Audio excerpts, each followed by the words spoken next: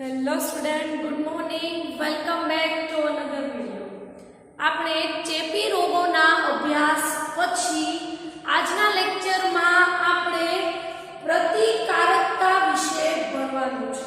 શેના વિશે ભણવાનું છે? પ્રતિકારકતા.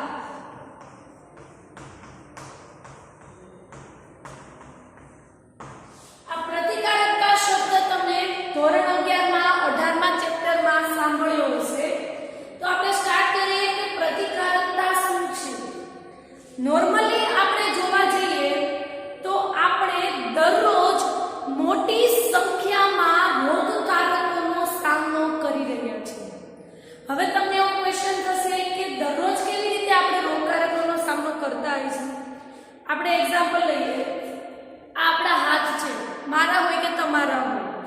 આપણા હાથ ઉપર અત્યારે મોટી સંખ્યામાં બેક્ટેરિયા પણ હશે અને અમુક વાયરસ પણ આપણા હાથ ઉપર અત્યારે પ્રેઝન્ટ હશે. આપણને ખ્યાલ છે કે બેક્ટેરિયા અને વાયરસ જે છે આ બધા સૂક્ષ્મ જીવાણુઓ છે જે આપણને નરી આંખે જોઈ શકતા નથી. આપણે જો આ સૂક્ષ્મ જીવાણુઓને જોવા હોય તો આપણે એને માઇક્રોસ્કોપ વગર જોઈ શકતા નથી. તો આપણને અત્યારે આપણી હાથ ઉપર જે બેક્ટેરિયા છે, જે વાયરસ છે એ આપણે જોઈ શકતા નથી.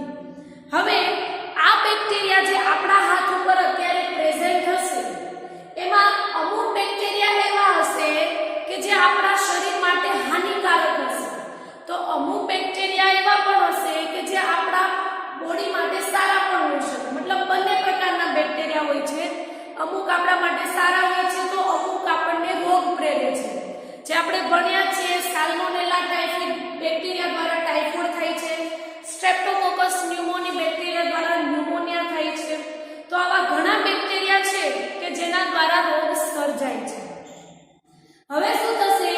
તો હવે તમારામાં ઘણા લોકો એવા હશે કે જે હાથ ધોયા વગર જ જમવા બેસી જતા હશે. હવે શું થશે? હું પણ એવું કરતી પહેલા. તો હવે શું થશે કે જે આપણા હાથ ઉપરના જે બેક્ટેરિયા છે, આપણે હાથ ધોયા વગરના ખાવા બેસીએ એટલે શું થશે કે એ જ બેક્ટેરિયા આપણા શરીરની અંદર પ્રવેશ કરશે. ફરી તમને એવો ક્વેશ્ચન થશે કે આપણા શરીરની અંદર પ્રવેશ કરે છે તો રોગ કેમ નથી થતો? તો એનું રીઝન એ છે કે આપણું જે શરીર હોય છે, આ શરીર આ બધા જે રોગકારકો છે એની સામે આપણને રક્ષણ આપે છે. શું હોય છે? આપણું જે શરીર છે એ આ બધા જે રોગકારકો છે, પછી બેક્ટેરિયા પણ હોય અને વાયરસ પણ હોય, આ બધાની સામે આપણને રક્ષણ આપે છે. તો હવે જોઈએ આપણે પ્રતિકારકતાની વ્યાખ્યા.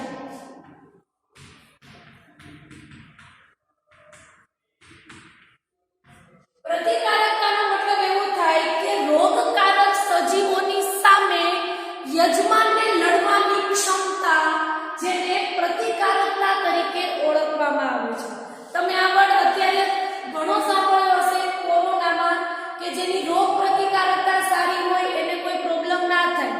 એ જ આ પ્રતિકારકતાની વાત છે કે રોગકારકો જે છે, જેમ કે કોરોના જે છે એ કોરોના વાયરસથી આપણને થાય છે.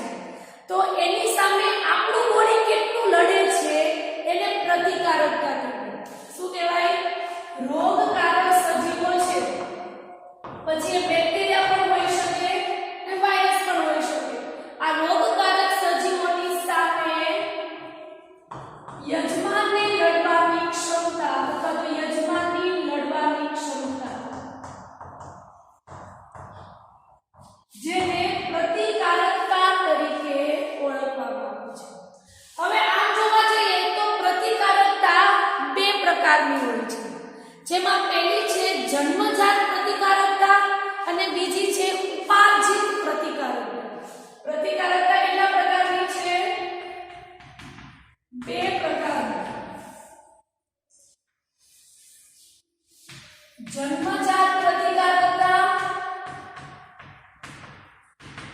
અને બીજું છે ઉપાર્જિત પ્રતિકારકતા.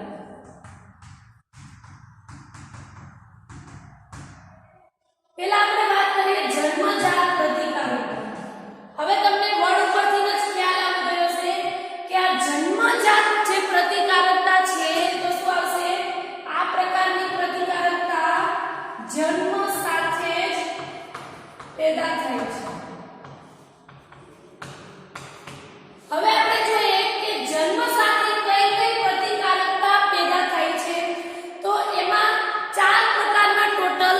અવરોધો જોવા મળે છે.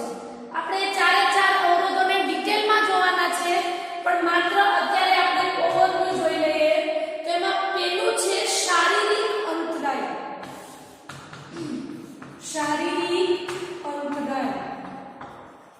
બીજું છે દેહધાર્મિક અંતરાય.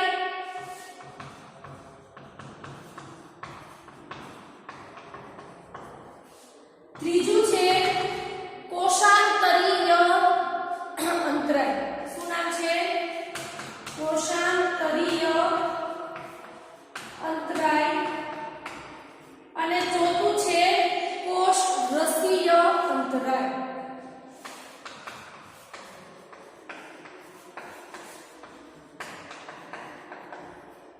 હવે આપણે વાત કરીએ ઉપાર્જિત પ્રતિકારકતા. હવે ઉપાર્જિત પ્રતિકારકતા એવી પ્રતિકારકતા છે કે તમે ઘણી વખત સાંભળ્યું હશે કે આપણને જે રોગ એક વખત થયો હોય એ રોગ બીજી વાર નથી થતો. બધા રોગોમાં એવું નથી હોતું. હું અમુક રોગોની વાત કરું છું કે અમુક રોગો એવા હોય છે કે જે આપણને એક વખત થઈ જાય એટલે એ રોગ બીજી વખત થતો નથી. જેમ કે એક્ઝામ્પલ આપણું ચિકનગુનિયા છે, ઓરી છે, અછબડા છે. આ બધા રોગો એવા છે કે જે આપણને એક જ વાર થાય છે. તો એનું રીઝન શું છે એ પણ જોઈએ. એ પહેલા આપણે ઉપાર્જિત પ્રતિકારકતાનો એક મુદ્દો લખીએ કે એક વખત આપણને જે રોગ થયો હોય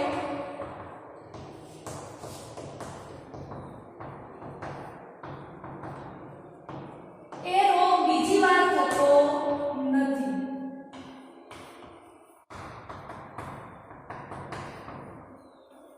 આ છે ઉપાર્જિત પ્રતિકારકતા. હવે આ જન્મજાત પ્રતિકારકતા આપણા જન્મની સાથે જ પેદા થાય છે, પણ ઉપાર્જિત પ્રતિકારકતા એવી છે કે જે એક વખત આપણને જે રોગ થશે એ આપણને બીજી વખત નહીં થાય. એ ઉપાર્જિત પ્રતિકારકતા છે. હવે તમને એવું થશે કે એક વખત થશે અને એનું રીઝન શું છે કે એ રોગ બીજી વાર નથી થતો? તો એનું કારણ એ છે કે આપણા શરીરમાં જ્યારે આપણે એક્ઝામ્પલ લઈએ કે ચિકનગુનિયા જે છે એ શેનાથી થાય છે? તો પ્રજીવથી થાય છે. અને એ રોગનું વાહક કોણ છે? મચ્છર છે. હવે શું થશે? તો હવે એ જે ચિકનગુનિયાનું જે પરોપજીવી જ્યારે આપણા શરીરમાં પ્રવેશ કરશે, એના જીવનચક્રની શરૂઆત કરશે, ત્યારે આપણા શરીરને હજુ એ નહીં ખબર હોય કે આ આપણા શરીર માટે હાનિકારક છે. એટલે એનું આખું જીવનચક્ર આપણા શરીરની અંદર પૂર્ણ કરી દેશે. પણ હવે આપણું શરીર એ યાદ રાખશે કે આવું કંઈક પહેલા આપણા શરીરમાં આવ્યું હતું, એ આપણા શરીર માટે હાનિકારક છે. એટલે હવે શું થશે કે એ જ હવે ચિકનગુનિયાનું પરોપજીવી આપણા શરીરની અંદર પ્રવેશ કરશે. તો હવે બીજી વખત શું થશે? આપણું બોડી પહેલી વખત જ ઓળખી ગયું હતું. ક્યારે? કે જ્યારે એનું જીવનચક્ર પૂર્ણ કરી લીધું ત્યારે. પણ ત્યારે તો આપણને ચિકનગુનિયા થઈ ગયો હોય છે, એટલે આપણું બોડી કંઈ કરી શકતું નથી. પણ બીજી વખત સેમ એ જ પરોપજીવી આપણા શરીરમાં પ્રવેશ કરશે એટલે આપણું શરીર ઓળખી ગયું હશે કે આ આપણા માટે હાનિકારક છે. તો શું થશે? તો હવે આપણું શરીર એની સામે પ્રતિકાર આપવાનું શરૂ કરશે. એની સામે લડવાની ક્ષમતા ધરાવતું હશે, એની સામે લડશે અને એ રોગ આપણને થવા નહીં દે. તો આ રીઝન છે કે જે રોગ એક વખત થયો હોય, અમુક રોગ જે બીજી વખત નથી થતો, એનું રીઝન આ છે. હવે આપણે જન્મજાત પ્રતિકારકતા જે છે આ ચેપ્ટરમાં આપણે આ લેક્ચરમાં આપણે ડિટેલમાં જોવાની છે. પછી નેક્સ્ટ લેક્ચરમાં આપણે ઉપાર્જિત પ્રતિકારકતા વિશે ભણશું. હવે આ જે જન્મજાત પ્રતિકારકતા છે એ લાસ્ટ યર બોર્ડની એક્ઝામમાં 3 માર્ક્સમાં પૂછાયેલો ક્વેશ્ચન છે કે જન્મજાત પ્રતિકારકતા સમજાવો. તો એમાં આપણે આ ચારે ચાર મુદ્દાઓને ડિટેલમાં ડિસ્ક્રાઇબ કરવાના થશે. અથવા તો બીજી રીતે પણ પૂછી શકે કે કોઈ પણ એક પ્રકારની પ્રતિકારકતા સમજાવો, યા તો જન્મજાત પ્રતિકારકતા પૂછી શકે, યા તો ઉપાર્જિત પ્રતિકારકતા પૂછી શકે. તો પ્રતિકારકતા. થોડી વાર માટે પોઝ કરું છું લખવા માટે, પછી આપણે જોઈએ જન્મજાત પ્રતિકારકતા.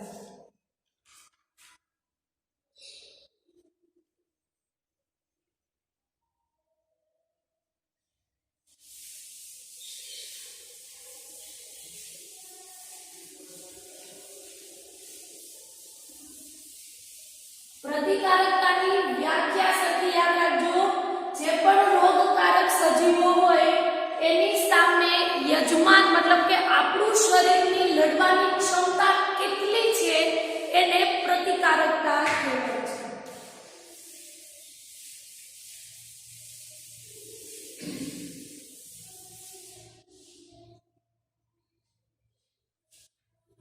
જન્મજાત પ્રતિકારકતા.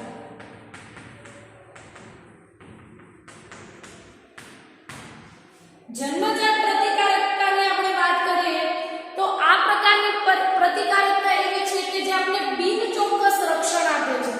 કેવું આપે છે?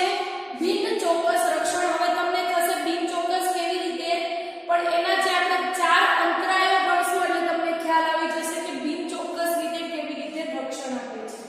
તો જન્મજાત પ્રતિકારકતા બિનચોક્કસ રક્ષણ આપે છે. નેક્સ્ટ જોઈએ તો આપણને ખબર છે જન્મજાત પ્રતિકારકતા જન્મ સમયે હાજર જ હોય છે, એટલે તો નામ આપ્યું છે જન્મજાત પ્રતિકારકતા. જન્મ સમયે હાજર હોય છે.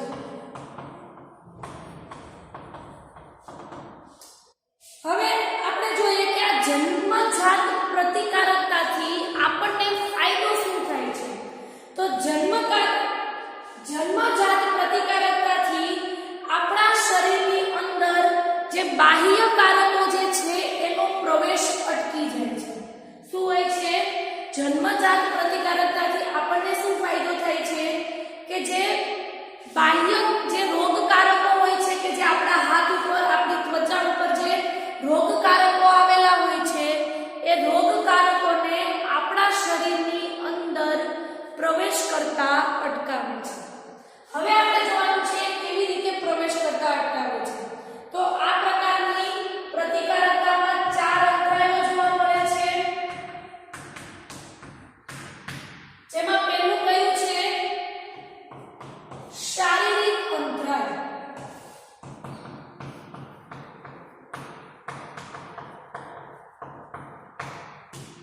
શારીરિક અંતરાયની આપણે વાત કરીએ તો આપણી ત્વચા એ એક મુખ્ય ભૌતિક અંતરાય છે.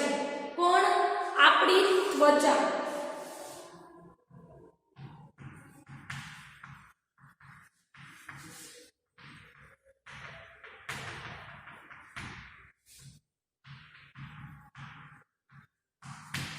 હવે આપણી ત્વચા મુખ્ય ભૌતિક અંતરાય હોવાનું કારણ એ છે કે જેવી રીતે મેં હમણાં વાત કરી હતી કે આપણા અહીંયા હાથ ઉપર બેક્ટેરિયા રોગકારકો આવેલા હોય છે. તો હવે આપણા હાથ ઉપર આવેલા હોય તો આપણા શરીરની આ જે ત્વચા છે એ ઘણી બધી જગ્યાએ આવી રીતે આપણી ત્વચા ઉપર આવા રોગકારકો આવેલા હોય છે. તો હવે શું થશે? તો હવે એ રોગકારકો જે આપણી ત્વચા ઉપર હશે એ ત્વચા આપણને શું કરશે? રક્ષણ આપશે. કેવી રીતે? તો એ જે રોગકારકો છે એને આપણા શરીરની અંદર પ્રવેશ કરવા દેતી નથી. આ ત્વચા જે છે એ રોગકારકો એ ત્વચા ઉપર જ રહેશે, એને આપણા શરીરની અંદર પ્રવેશ કરવા દેતી નથી.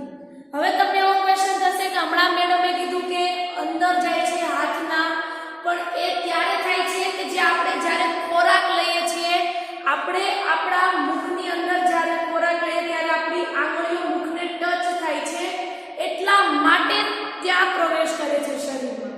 પણ જ્યાં સુધી આપણે આપણા મુખને એ ત્વચા ટચ ના કરીએ ત્યાં સુધી આપણી ત્વચા ઉપર જે પણ પેથોજન્સ હોય એ આપણી ત્વચા ઉપર જ રહેશે, એ ક્યાંય શરીરની અંદર પ્રવેશ કરવા દેશે નહીં. તો એટલા માટે ત્વચા એ મુખ્ય બૌદ્ધિક અંતરાય છે. અત્યારે હાલના જ સમયની આપણે વાત કરીએ તો મારા અને તમારા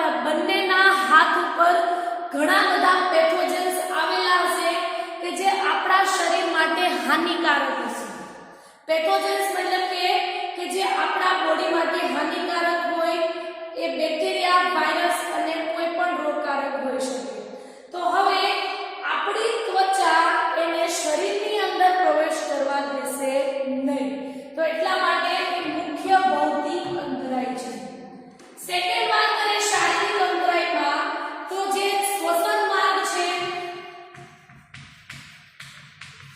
જઠરાંત્રિય માર્ગ છે, મૂત્રજનન માર્ગ છે, આ બધા જે માર્ગ છે શ્વસન માર્ગ, જઠરાંત્રિય માર્ગ અને મૂત્રજનન માર્ગ, આ બધાના અસ્તરમાં એક અધિચ્છદીય પેશીઓ આવેલી હોય છે કે આ પેશીઓ જે છે અધિચ્છદીય જે પેથોજન્સને એટલે કે જે રોગકારક સજીવો જે છે તેને અંદર પ્રવેશ કરવા દેતી નથી. કેવી રીતે આવેલા હોય છે જોઈએ તો આપણે કોઈ એક આ શ્વસન માર્ગ યા તો જઠરાંત્રિય માર્ગનું આપણે અસ્તર ડ્રો કરીએ. હવે આ અસ્તરની અંદરની બાજુએ આવી રીતે અધિચ્છદીય પેશી આવેલી હોય છે. હવે આ અધિચ્છદીય પેશી જે છે એ અહીંયા કદાચ આવી રીતે બહારની બાજુએ કોઈ બેક્ટેરિયા, વાયરસ છે જે આપણા શરીર માટે હાનિકારક છે, તો શું થશે કે આ અધિચ્છદીય જે પેશી છે એ આ પેથોજન્સને અંદર પ્રવેશ કરવા દેશે નહીં. જો આ અધિચ્છદીય પેશી ના હોય તો કોષો ડાયરેક્ટ પ્રવેશ કરે, પણ આપણી જન્મની સાથે જ આ શ્વસન માર્ગ, જઠરાંત્રિય માર્ગ અને મૂત્રજનન માર્ગ જે છે એના અસ્તરમાં આવી રીતે જન્મ સાથે જ અધિચ્છદીય પેશી હાજર હોય છે, જેથી આ અધિચ્છદીય પેશીઓ આ બધા જે પેથોજન્સ છે એને બહારથી અંદર પ્રવેશ કરવા દેતી નથી. નેક્સ્ટ જોઈએ દેહધાર્મિક અંતરાય.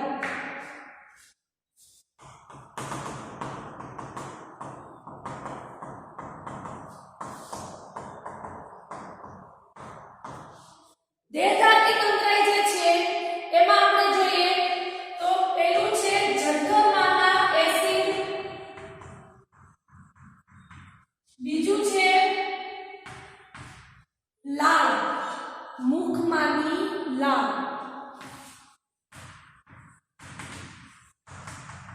અને ત્રીજું છે આંખના અશ્રુ. ત્રણે ત્રણ આપણે દેહધાર્મિક અંતરાયમાં સમાવેશ થાય છે.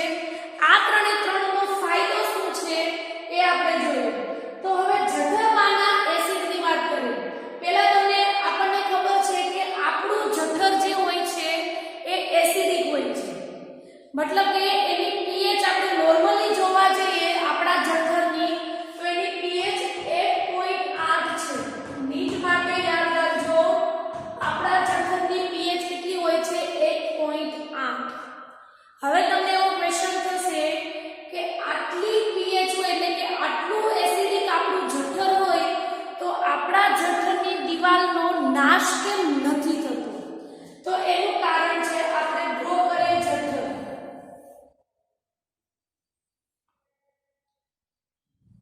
હવે આ આપણું જઠર છે જ્યાં આવી રીતે એસિડ આવેલું હોય છે અને એની pH કેટલી હોય છે? 1.8 હોય છે. પણ હવે શું થશે તો હવે આપણો જ્યારે જન્મ થાય છે એ સમયે આપણા જઠરની આ જે દિવાલ છે એની બાજુમાં આવી રીતે શ્લેષ્મ સ્તર આવી જાય છે. શું આવે છે? આવી રીતે જઠરની દિવાલ જે હોય છે એની દિવાલ સાથે આવી રીતે શ્લેષ્મ સ્તર જોડાઈ જાય છે. આ શ્લેષ્મ સ્તર જોડાઈ જતું હોવાથી આ એસિડ જે છે એ જઠરની દિવાલને ટચ નથી થઈ શકતું, અને ટચ નહીં થાય તો જઠરની દિવાલને નુકસાન નથી થતું. પણ હવે તમને એવું થતું હશે કે જઠરની pH 1.8 છે, આટલી એસિડિક છે, એનાથી આપણને શું ફાયદો થાય છે જોઈએ. તો મેં શું કીધું હતું હમણાં કે આપણા હાથમાંના જે બેક્ટેરિયા આપણે ખોરાક લઈએ છીએ ત્યારે આપણા શરીરની અંદર પ્રવેશ કરે છે. તો પહેલા એ બેક્ટેરિયા જે છે એ ડાયરેક્ટ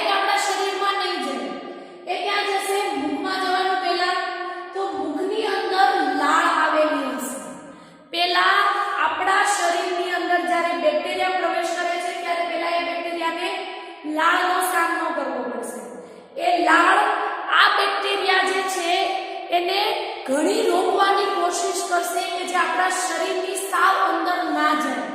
મોટા ભાગે લાળ સક્સેસ જાય છે કે અમુક બેક્ટેરિયાને રોકી લે છે, પણ ઘણા બેક્ટેરિયા એવા છે કે જેને લાળ રોકી શકતી નથી. તો એ ખોરાક દ્વારા એ બેક્ટેરિયા ક્યાં જશે? જઠરમાં જશે. જઠરની pH કેટલી છે? 1.8. આટલી એસિડિક છે. તો એ બેક્ટેરિયા જે છે એનો આ જઠરની અંદર નાશ થઈ જશે.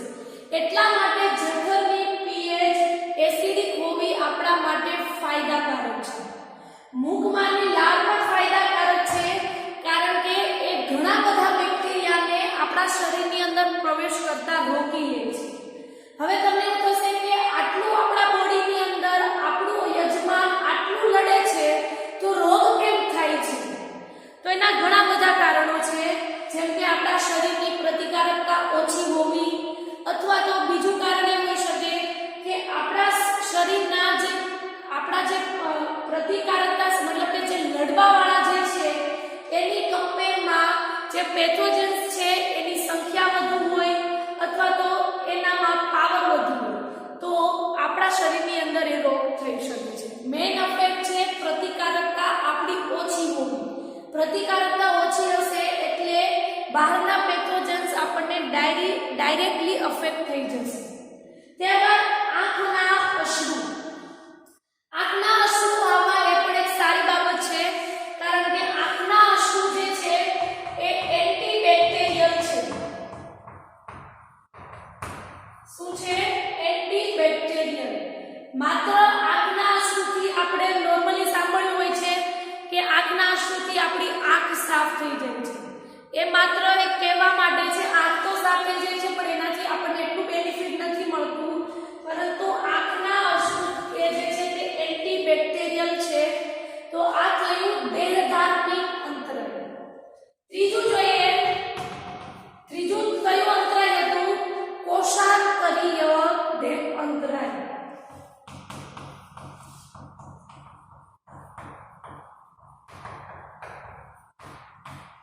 કોષાંતરીય અંતરાય જે છે એમાં આવશે શ્વેત કણો, જેને આપણે WBC કહીએ છીએ, લ્યુકોસાઇટ પણ કહીએ છીએ. તો એનો સમાવેશ થશે કોષાંતરીય અંતરાય WBC. જેવી રીતે આપણા દેશનું રક્ષણ આર્મી કરે છે, એવી રીતે આપણા શરીરનું રક્ષણ, મોટા ભાગનું રક્ષણ WBC દ્વારા થાય છે. એટલા માટે કહેવાય છે કે WBC જે છે તે આપણા શરીરના આર્મી છે. શું કહેવાય છે? આપણા શરીરના આર્મી તરીકે WBC ને ઓળખવામાં આવે છે. WBC નું પૂરું નામ વ્હાઇટ બ્લડ સેલ, એનું બીજું નામ છે શ્વેત કણ, અથવા તો હજુ ત્રીજું નામ છે એનું લ્યુકોસાઇટ. આ બધા નામ છે શ્વેત કણ. તો હવે આ શ્વેત કણ જે છે એ પણ આપણા શ્વેત કણ આવેલું ક્યાં હોય છે પહેલા તો એ જોઈએ. તો મનુષ્યનું રુધિર જે હોય છે, આમ તો મોટા ભાગના બધા સજીવોનું રુધિર બે ભાગમાં વિભાજિત છે, રુધિર રસ અને રુધિર કોષો. હવે રુધિર કોષો જે છે એ ત્રણ પ્રકારના RBC, WBC અને ત્રાકકણો. હવે આપણો જન્મ થયો હોય ત્યારે આપણા બોડીમાં રુધિર હોવાનું છે. રુધિર હશે તો એ WBC હોવાનું છે.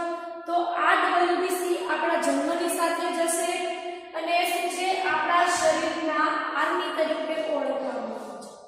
હવે આપણે ટેસ્ટમાં કોષાંતરીય અંતરાયનું થોડું એવું જ આપેલું છે, પણ આપણે થોડું એને ડિટેલમાં જોઈએ કે WBC આપણા શરીર માટે કેવી પ્રકારની પ્રતિકારકતા આપે છે. તો એમાં છે MCQ માટે શોર્ટ ફોર્મનું ફૂલ ફોર્મ યાદ રાખવાનું છે. પહેલા તો શ્વેત કણ જે છે એમાં બહુરૂપીય કેન્દ્રીય શ્વેત કણ, અને એને આપણે ઇંગ્લિશ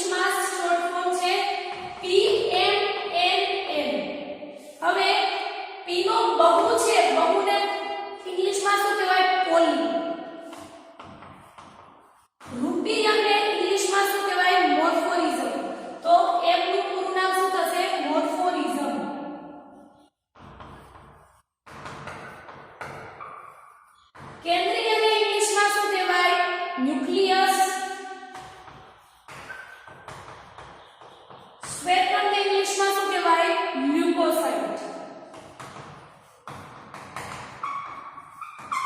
તો આ જે છે તે PNNL નું પૂરું નામ છે પોલીમોર્ફોરિઝમ ન્યુક્લિયસ લ્યુકોસાઇટ, બહુરૂપીય કેન્દ્રીય શ્વેતકણ.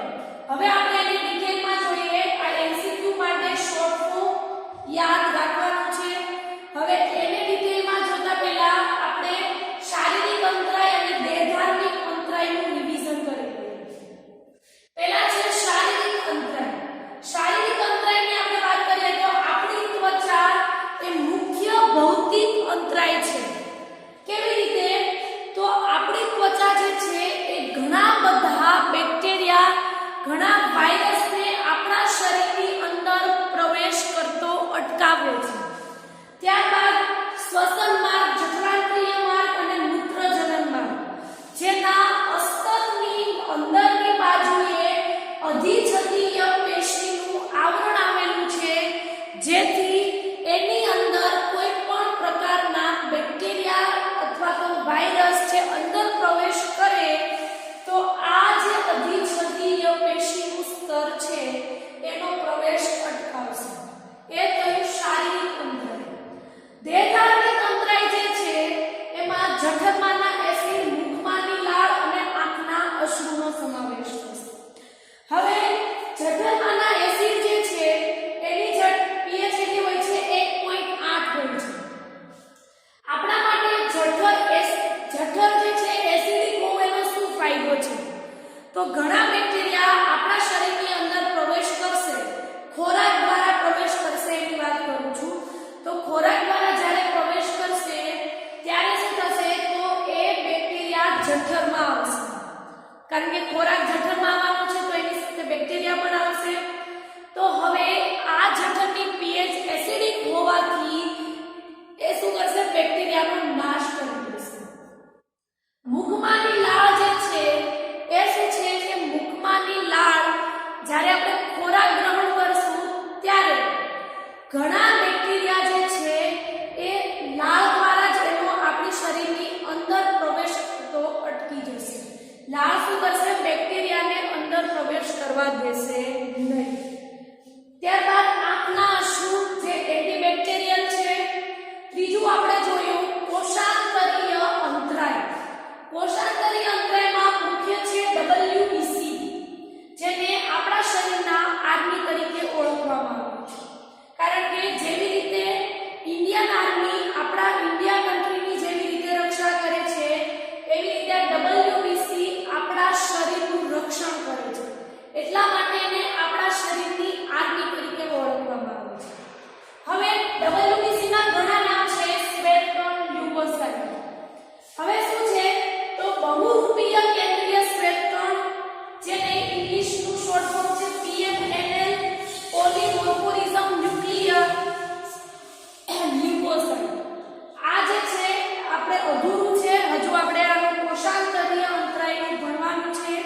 એ પહેલા વિડિયો પોઝ કરું છું, પછી આપણે એને ડિટેલમાં જોઈએ.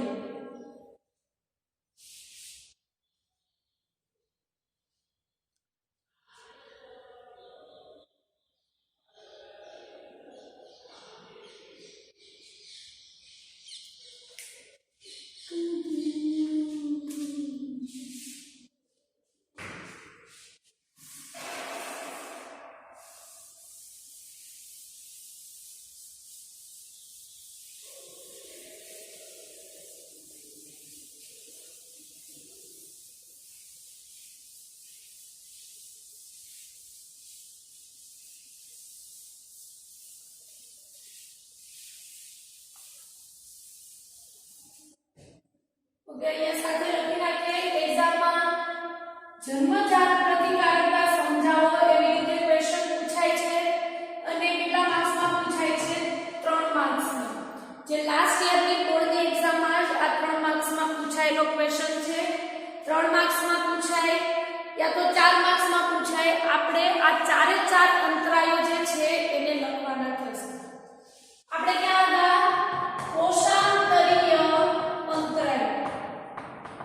જેમાં મેં કીધું હતું કે શ્વેતકણ જે છે એ શું છે? આપણા શરીરના આર્મી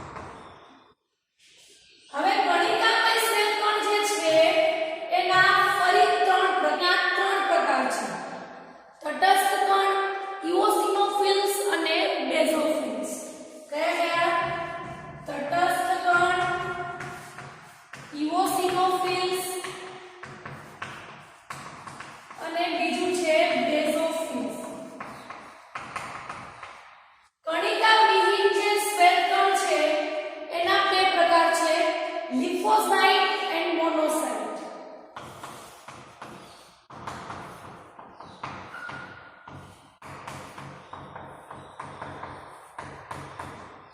હવે આમાંથી આપણે તટસ્થ કણ અને બીજું છે મોનોસાઇટ્સ. આ બંને જે શ્વેત કણો છે એ કેવા છે? ભક્ષક કોષો છે. આ બધા બંને કેવા છે?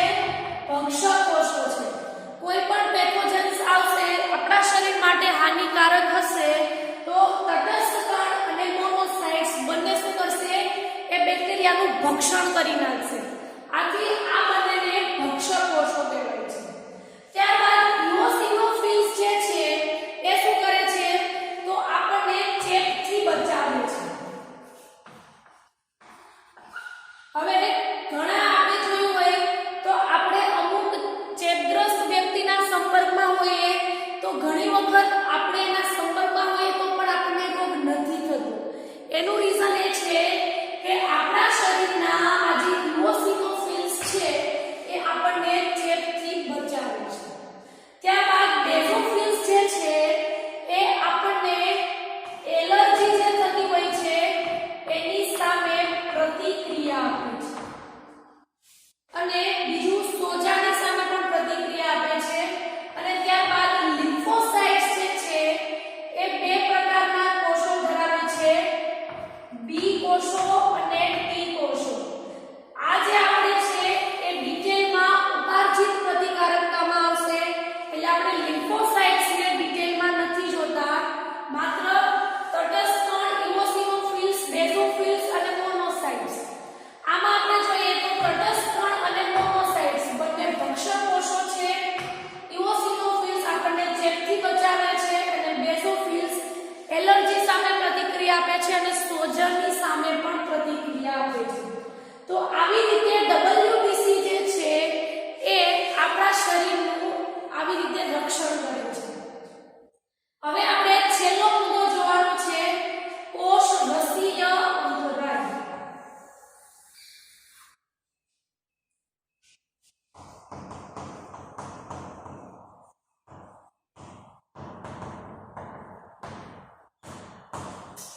કોષરસીય અંતરાય જે છે એ શું કરે છે આપણે જોઈએ તો જે વાયરસગ્રસ્ત કોષો હોય છે આ વાયરસગ્રસ્ત કોષો ઇન્ટરફેરોન નામના પ્રોટીનનો સ્ત્રાવ કરે છે અને જે બીજા જે કોષો હોય છે એને બિનચેપી કરે છે, મતલબ કે વાયરસથી એને મુક્ત કરે છે.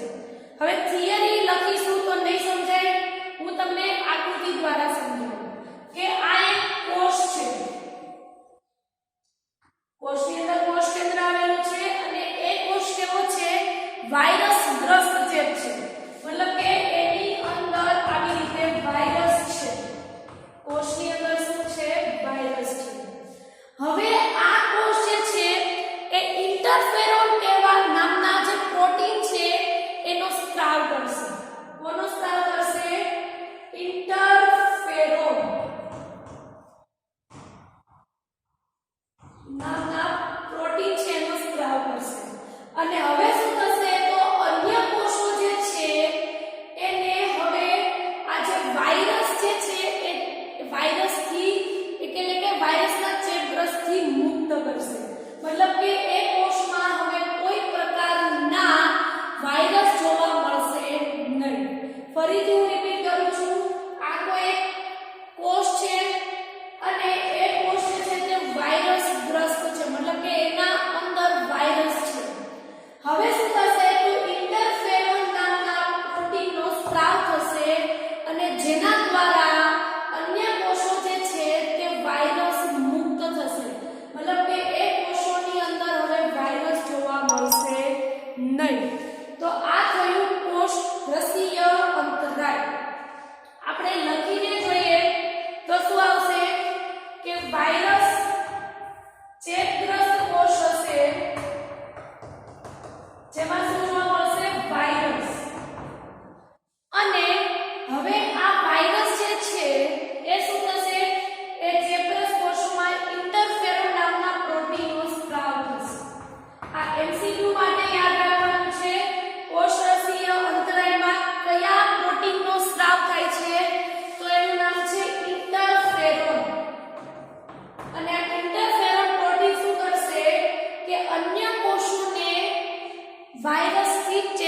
મુક્ત કરશે અને કોષને રક્ષણ આપશે.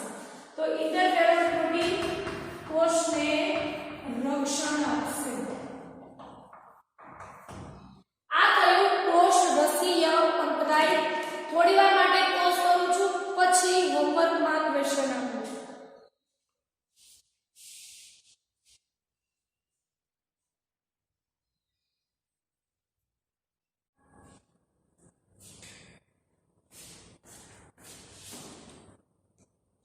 ઓકે, તો હવે આપણે જન્મજાત પ્રતિકારકતા જે છે એમાં આપણે એની વ્યાખ્યા ભણ્યા.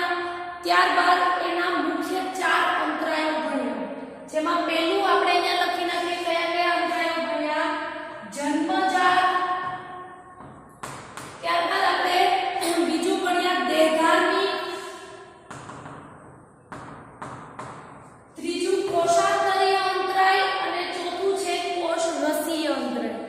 તો હવે આ ચારે ચાર અંતરાયો જે છે એમાં આપણે ત્રીજા અંતરાયની વાત કરીએ તો ત્રીજું અંતરાય જે છે એમાં આપણી બુકમાં આ બધા જ જે કણિકામય અને કણિકાવિહીન શ્વેતકણોની ચર્ચા નથી કરી. આ તો માત્ર આપણે સમજવા માટે ન કર્યું હતું. આપણી બુકમાં માત્ર મોનોસાઇટ, તટસ્થ કણ અને બીજું છે લિમ્ફોસાઇટ, આ ત્રણનો જ ઉલ્લેખ કરેલો છે. તો તમે ઇઓસિનોફિલ્સ અને બેઝોફિલ્સ વિશે નહીં લખો તો ચાલશે. અને બીજું લિમ્ફોસાઇટ્સ જે છે એને ગુજરાતીમાં લસિકા કોષો કહેવાય છે. એટલે કન્ફ્યુઝ ના થતા, લસિકા કોષો અને લિમ્ફોસાઇટ બંને એક જ વર્ડ છે. ફરીથી અહીંયા સુધી એક વખત રિવિઝન કરાવી દઉં છું, પછી આપણે હોમવર્કમાં ક્વેશ્ચન આપું છું. કોષાંતરીય અંતરાય જે છે એમાં WBC ના 2 પ્રકાર છે, કણિકામય અને કણિકાવિહીન. કણિકામય જે છે એમાં 3 પ્રકાર, તટસ્થ કણ, ઇઓસિનોફિલ્સ અને બેઝોફિલ્સ. તટસ્થ કણ જે છે તે ભક્ષક કોષો છે, જે શું કરે છે કોઈ પણ પેથોજન્સ હોય એનું ભક્ષણ કરે છે, જેથી એને ભક્ષક કોષો કહે છે. કોઈ પણનો મતલબ કે આપણા શરીર માટે હાનિકારક હશે એવા જ પેથોજન્સનો એ શું કરશે, ભક્ષણ કરશે. ઇઓસિનોફિલ્સ ચેપથી બચાવે છે, બેઝોફિલ્સ એલર્જીની પ્રતિક્રિયા, લિમ્ફોસાઇટ્સ અથવા તેનું બીજું નામ છે લસિકા કોષો, જે પણ શું કરે છે આપણને રોગથી બચાવે છે. એ જે કારકો, રોગકારકો છે એનો નાશ કરે છે. એને ડિટેલમાં આપણે ઉપાર્જિત પ્રતિકારકતામાં જોઈશું. ત્યારબાદ મોનોસાઇટ્સ પણ કેવા છે, ભક્ષક કોષો છે. નેક્સ્ટ આપણે જોયું હતું કોષ રસીય અંતરાય. તો કોષ રસીય અંતરાયમાં શું આવશે કે જે વાયરસ ગ્રસ્ત કોષ હશે એમાંથી શું થાય છે, ઇન્ટરફેરોન નામના પ્રોટીનનો સ્ત્રાવ થાય છે અને એ કોષોને શું કરે છે, વાયરસથી મુક્ત કરે છે અને કોષને રક્ષણ આપે છે. તો આવી રીતે જન્મજાત પ્રતિકારકતામાં તમે જોયું હશે કે આ પ્રકારની બધી પ્રતિકારકતા આપણી જન્મની સાથે જ પેદા થાય છે. તો હવે આપણે પ્રતિકારકતામાં જોયું હતું કે પ્રતિકારકતાના મુખ્ય 2 પ્રકાર છે, જન્મજાત અને ઉપાર્જિત. જન્મજાત પ્રતિકારકતા આપણે આગલા લેક્ચરમાં જોઈ લીધું. હવે નેક્સ્ટ લેક્ચરમાં આપણે ઉપાર્જિત પ્રતિકારકતા વિશે ભણીશું. ત્યાં સુધી હોમવર્ક આપી દઉં છું.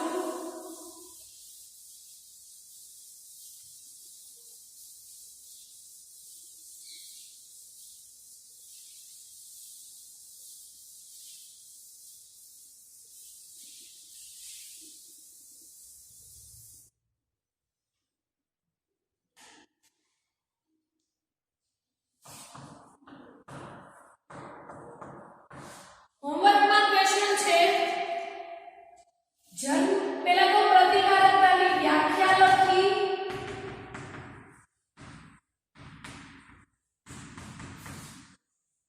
પ્રતિકારકતાની વ્યાખ્યા ખાસ યાદ રાખવાનું છે, કારણ કે એવી રીતે પણ પૂછાઈ શકે. પ્રતિકારકતાની વ્યાખ્યા આપી જન્મ પ્રતિકારકતા સમજાવો, યા તો પૂછે પ્રતિકારકતાની વ્યાખ્યા આપી ઉપાર્જિત પ્રતિકારકતા સમજાવો. તો જો પ્રતિકારકતાની થિયરી આવે એટલે પહેલા એની વ્યાખ્યા લખવી જ પડે. એટલે પ્રતિકારકતાની વ્યાખ્યા 2 વાર લખવાની છે. ત્યારબાદ જન્મ